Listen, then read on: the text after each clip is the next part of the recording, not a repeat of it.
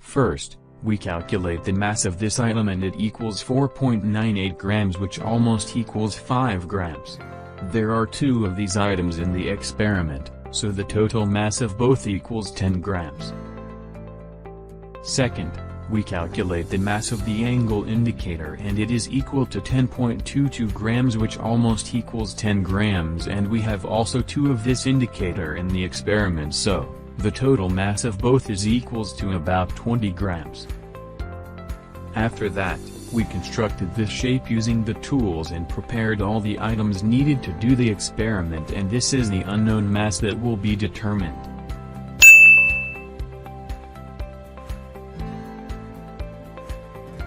The purpose of this experiment is to determine an unknown mass attached to a massive beam that also has a second known mass attached to it using the conditions of equilibrium. So, we will do the experiment 3 times to get the most accurate result. In the beginning, to make sure that both sides are equilibrium, the pivot was centered to the center of gravity point, which is the 0 point exactly.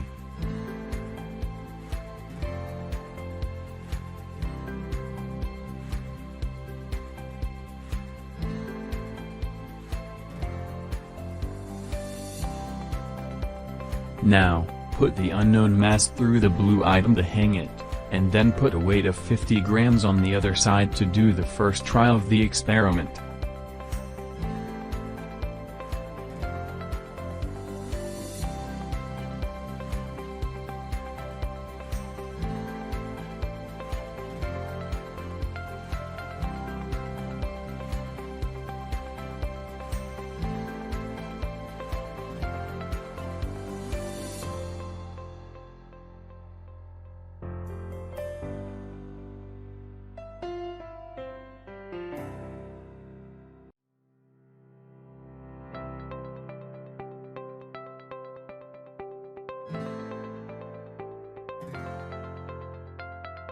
Important note, the unknown block will be suspended at a constant distance from the origin point, which equals 120 millimeters.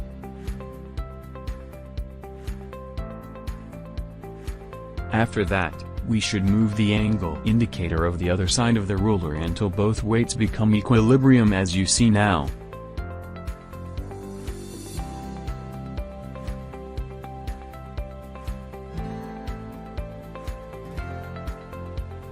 Now it is important to take a reading of the distance between the known weight and the 0 point. In this try the distance is 143 millimeters.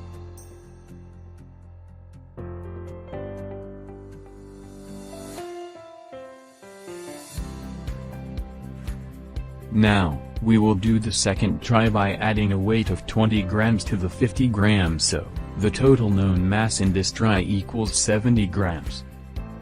And do the same previous steps until getting the equilibrium state for both weights.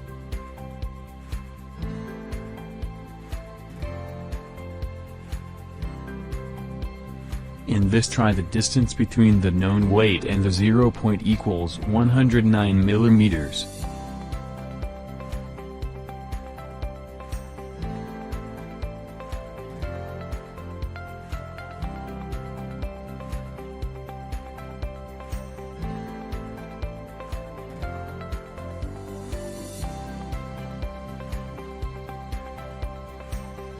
Now, we will do the third try by adding a weight of 20 grams to the 70 grams, so the total known mass in this try equals 90 grams.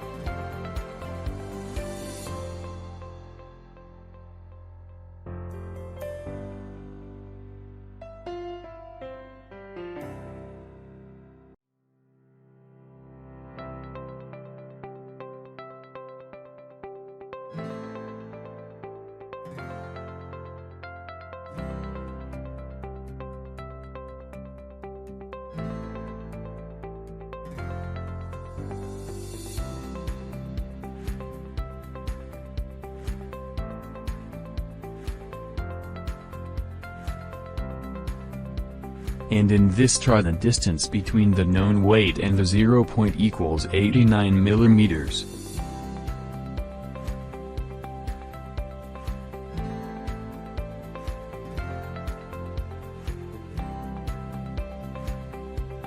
The center of gravity has an important role in this equilibrium, as the center of gravity of this system is the point about which there is not net torque when the system is supported at only that place.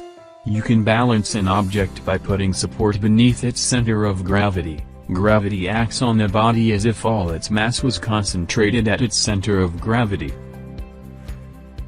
After running the experiment 3 times, we can say that it is represented in this shape, and you can notice that there are 3 givens, which are F1, D1, and D2, and we have to calculate the value of F2 mathematically.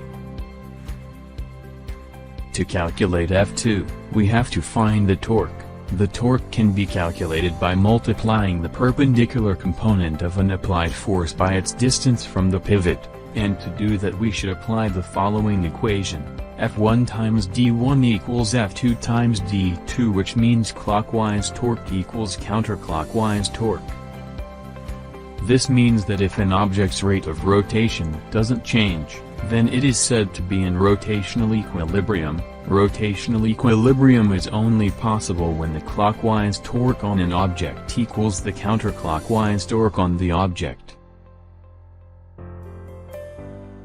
Therefore F2 equals F1 times D1 over D2.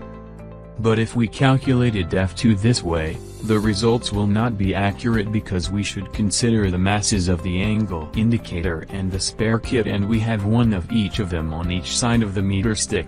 If you remember, we have calculated their masses at the beginning of this video, so the mass of spare kit plus mass of indicator equals 4.98 plus 10.22 equals 15.2 grams, which approximately equals 15 grams. So, to get accurate results of F2, the equation we will use is F2 equals F1 plus 15 times D1 over D2 minus 15. Finally, in this table, you can see the results of F2 in each try.